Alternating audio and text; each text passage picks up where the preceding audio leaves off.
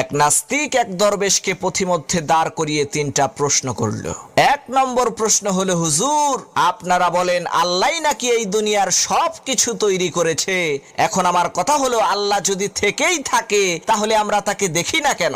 আর আমার দুই নম্বর প্রশ্ন হলো, মানুষ যা কিছু করে সব কিছু নাকি আল্লাহর হুকুমেই করে, তাহলে মানুষ যদি কোনো অন্যায় করে সেখানে মানুষের তো কোনো দোষ নাই, তাহলে এই নির্দোষ মানুষকে আল্লাহ তাআলা শাস্তি দেবেন কেন?